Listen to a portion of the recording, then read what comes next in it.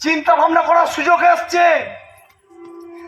যাদেরকে ভোট দিলেন 21 সালে, তারা আপনার বাড়ি এলো না, তারা আবার 26 সালে আসবে।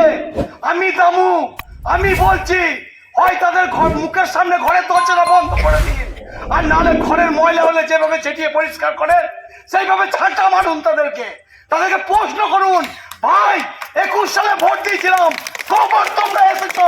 আমার বিপদের সময় তোমরা এসছো কি? তাদের প্রশ্ন করুন, তাদের বলুন কেন্দ্রের এত প্রকল্প, আমি একটা প্রকল্প পাই কি? জিজ্ঞাসা করুন। কেন জিজ্ঞাসা করবেন না? আপনি তো তাদের ভোট দিয়েছিলেন, জিজ্ঞাসা অধিকার আছে।